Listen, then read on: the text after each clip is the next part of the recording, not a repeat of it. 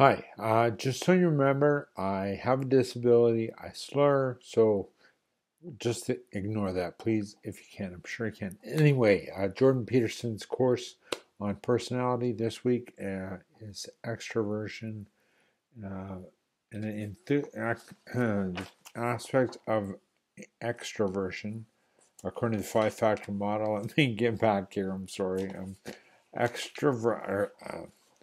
Extroversion and enthusiasm, extroversion, enthusiasm, and assertiveness. Sorry that took so long.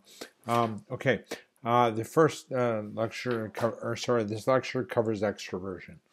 Extroversion is the tendency to experience positive emotion.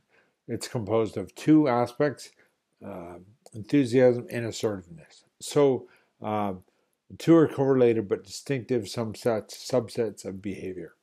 Enthusiastic people talk a lot, make friends easily, smile more often, and more quickly reveal their feelings. Assertive people take charge, influence people, lead the way, and like to share their opinions. These are all positive things, I think. As far as extroverted, I may be too extroverted.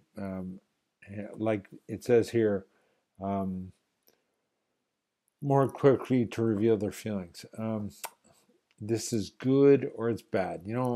I have trouble reconciling this with a good thing. So maybe it's not as good as I would hope.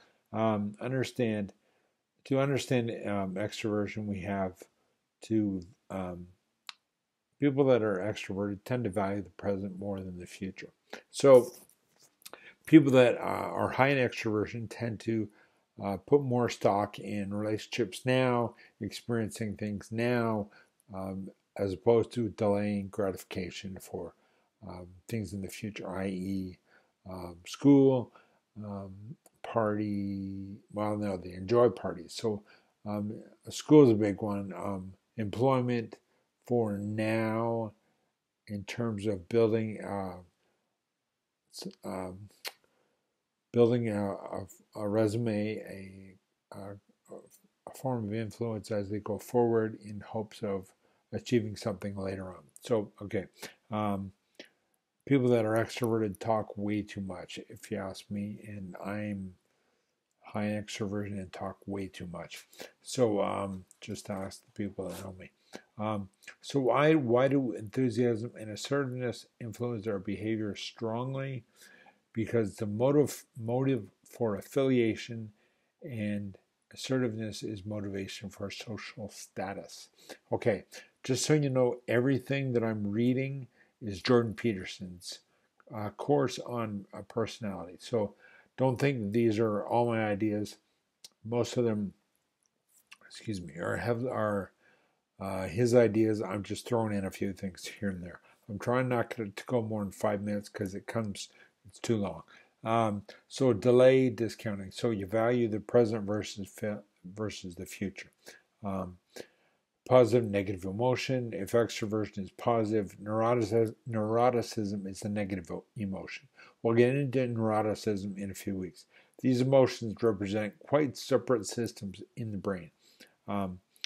So the amygdala is this is some brain stuff that I learned. Amygdala is closely associated with the emotion and things that are deep seated in the brain, and they can be activated by things like smell, touch, taste, and more easily associated with good positive memories. Well, negative memories too, I guess. But these are things in the amygdala which ties in with the hippocampus and circulates around and stuff. So that's a good thing to know. But you'd have to look into more of that brain chemistry. I'm running out of time, so let me go quickly to the notes. Takeaways. Extroversion is a big five trait associated with positive emotion and two aspects, enthusiasm and assertiveness. One more page here. Traits associated with assertiveness. Take charge, strong personality, talent for influencing people, know how to captivate people. I don't, because I don't have any viewers. Can talk others into doing things. First act. That's impulsive behavior. I do that way too much. My wife calls it, I don't have an edit button. Take that for what you will. Traits associated with enthusiasm. Make friends easily. Reveal everything about myself. Warm up quickly to others. Show me my feelings when I'm happy. Have a lot of fun. Laugh often. Don't know if I laugh too much, but I do like to have a lot of fun. Association with extroversion, sociable, fun-loving, affectionate, friendly, spontaneous. Again, the edit button. Talkative way.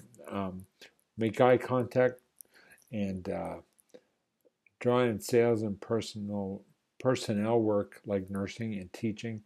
Drawn into those work, but I am not a nurse, but it's a healthcare profession that I'm in, mental health myself, counseling, so I'm kind of drawn to that as well. So impulsive, again, gamble more if that is something that someone is drawn to. They tend more to be extroverted.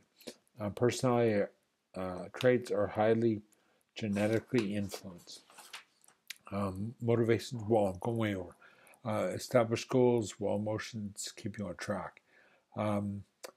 We solve the problem of how much we value the present with our positive emotion system. Experiments involving delayed discounting can measure how we value these different points. Extroverts tend to value the present more than the future. I said that already. And I just remembered that from what he said. Introverts tend to value the future more than the present. But that's not to say that people that are extroverted can't learn to value the future more than the present, or they can have fun in the present while still valuing the future.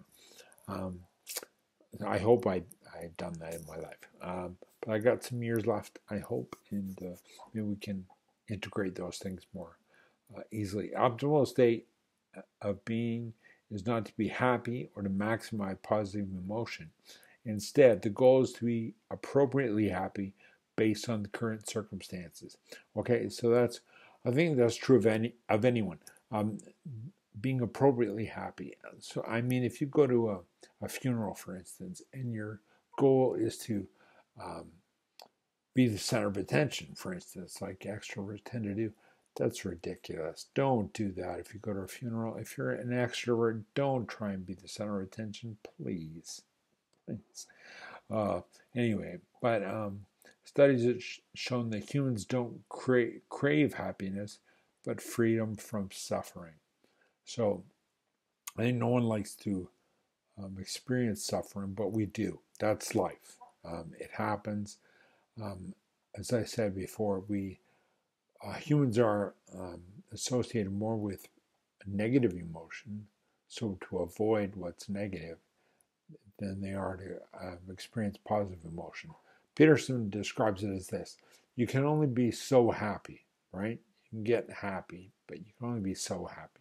But when you are sad, it can really have devastating effects on yourself, your family, people around you, and you can really be just dreadfully down, and people end up in that environment and can really suffer deep depression, or again fall into a mode where they end up committing suicide.